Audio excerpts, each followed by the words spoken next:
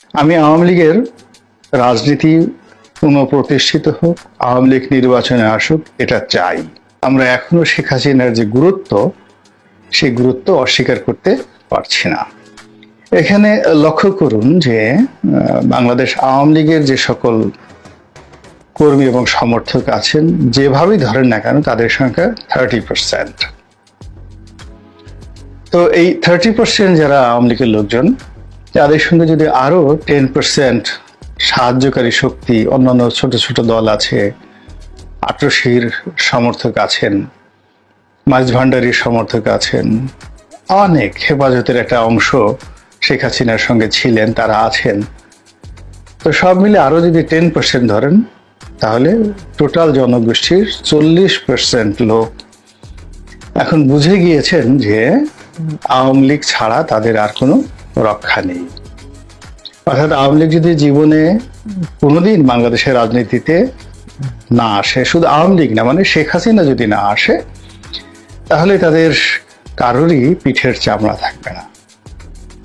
প্রতিদিন যেভাবে mob justice হচ্ছে, যেভাবে আওয়ামী লীগের লোকজনের জায়গা জমি দখল হচ্ছে, যেভাবে আওয়ামী লীগের লোকের বিরুদ্ধে মামলা হচ্ছে, যেভাবে তারা জেল জুলুম হুলিয়ার মধ্যে পড়ে যাচ্ছেন, সেক্ষেত্রে এই যে শেখ হাসিনাকে নিয়ে আমরা আলাপ আলোচনা করছি, এটার ফলে তাদের মধ্যে এক ধরনের আশা তৈরি হচ্ছে। এবং এটা যদি মাসখানেক চলতে থাকে, তাহলে এই আশার জায়গাটাতে তারা অনেকটা শক্তিশালী হয়ে পড়বে এবং তারা রাজপথে মিছিল করার সাহস পাবে এবং সুযোগ পাবে। এরপরে যেহেতু তাদের টাকা আছে, এবং একটা জিনিস আমি আপনাকে বলি, টাকা এতটা শক্তিশালী যে আপনি যত রাষ্ট্র ক্ষমতার মালিক হন, যত জ্ঞানী হন, পণ্ডিত হন, কিন্তু আপনাকে যদি দারিদ্রতা স্পর্শ করে, সেক্ষেত্রে টাকার চেয়ে লোভনীয় এবং আকর্ষণীয় কোনো জিনিস নেই। এখন বাংলাদেশে টাকার সমস্যা, এবং বিবিসির যে রিপোর্ট, সেই রিপোর্টে দেখা যাচ্ছে যে বাংলাদেশ ক্রমশ দেউলিয়াত্বের দিকে এগোচ্ছে। ফলে এখানে দুর্ভিক্ষ অস্বাভাবিক নয়।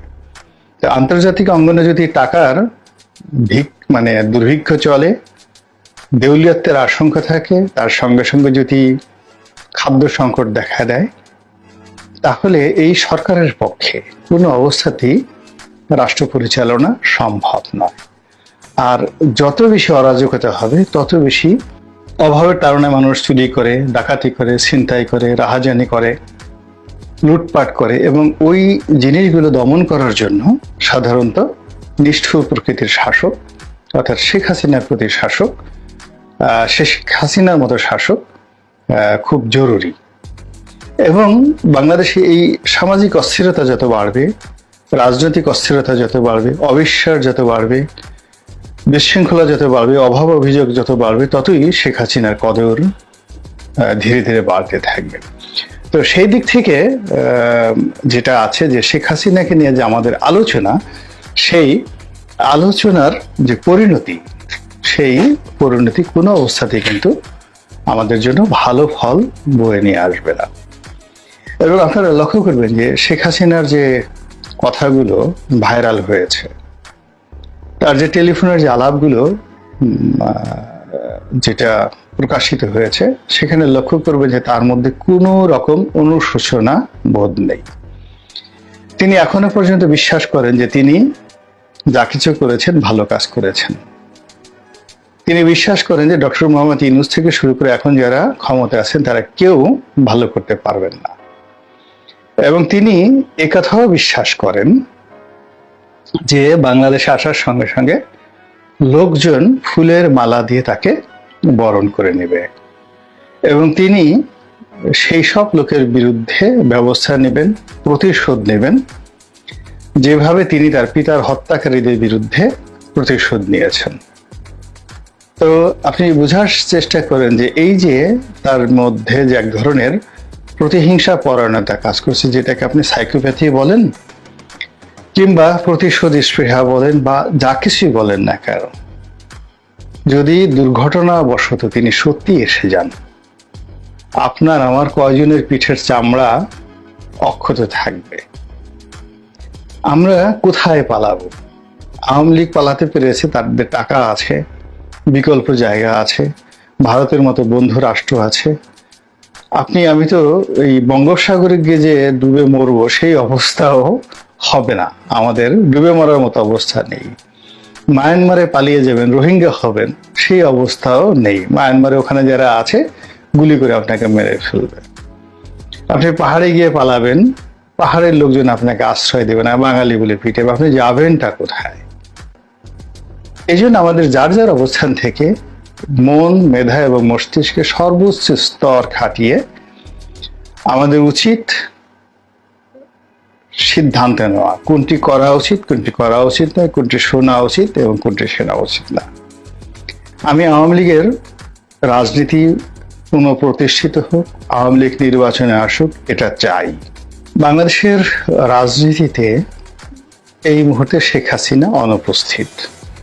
আমরা প্রতি মুহূর্তে তাকে নিয়ে মেতে উঠছি। সে কবে দেশে আসবে, কবে টুস করে ঢুকে পড়বে, কবে কার সঙ্গে টেলিফোনে কথা বলছে, আবার সেই টেলিফোনের সংলাপ নিয়ে দেশে এবং বিদেশে রীতিমতো পত্রপত্রিকায় ব্যানার হেডলাইন হচ্ছে। এবং তিনি যে সকল কথা বলছেন টেলিফোনে, সেই প্রতিটি শব্দ, তার ব্যাখ্যা, বিবৃতি, অনুঘটক, এসব নিয়ে আমরা রীতিমতো গবেষণা করছি। এর অর্থ আমরা এখনো শেখ হাসিনার যে গুরুত্ব, সেই গুরুত্ব অস্বীকার করতে পারছি না। তাকে নিয়ে আমাদের যে আতঙ্ক, সে আতঙ্ক আমাদের এখনো কাটেনি। এবার আমরা যে যাই বলছি না কেন, এটা আমাদের মুখের ভাষা, কিন্তু আমাদের একটা ভয় কাজ করছে শেখ হাসিনাকে নিয়ে, আওয়ামী লীগকে নিয়ে, ভারতকে নিয়ে। এবং এখনো পর্যন্ত গত 2 মাসে আমরা সেই ভয় কাটিয়ে উঠতে পারিনি। তো কাজেই শেখ হাসিনা পালিয়েছেন, যে সকল কথাবার্তা বলছি তারকে নিয়ে আমাদের যে আলোচনা, সেই আলোচনার মাধ্যমে মূলত আমরা তাকে আবার ফিরে আসার জন্য তার রাস্তা আমরা উন্মুক্ত করে দিচ্ছি। এবং তাকে নিয়ে যে এই যে প্রতিদিনই আলোচনা হচ্ছে, তিনি কি দিল্লিতে কি করছেন, দিল্লিতে কি খাচ্ছেন, কার বাসায় যাচ্ছেন, এসব নিয়ে আমরা ব্যস্ত হচ্ছি। তিনি দিল্লির লোদি গার্ডেনে কিভাবে আলোচনা করছেন, কিভাবে আনন্দ ফুর্তি করছেন, কিভাবে চিয়ার্স আছেন, সেখানে তিনি কি ভাষণ দিলেন, তারপর তাকে নিয়ে আমেরিকা কি বলল, দিল্লি কি বলল, তারপর দিল্লি তাকে বাংলাদেশ থেকে মধ্যপ্রাচ্যের কোনো একটি দেশে পাঠিয়ে দেওয়ার চেষ্টা করছে। এসব আলোচনা কিন্তু আমরা করছি, এবং এ সকল আলোচনা করা মানেই এটি আমাদের ব্যর্থতা এবং শেখ হাসিনার সফলতা। আমরা যদি তাকে ভুলে থাকতে পারতাম, তাকে অ্যাভয়েড করতে পারতাম, এবং আমরা যে বিজয় অর্জন করেছি সেই বিজয় নিয়ে উল্লসিত হতে পারতাম এবং নিজেদের কর্মে আমরা নিজেরা ব্যস্ত থাকতে পারতাম, তাহলে আমি মনে করি যে গণ অভ্যুত্থান হয়েছে, সেই গণ অভ্যুত্থানের সফলতা শতভাগ নিশ্চিত হওয়া যেত।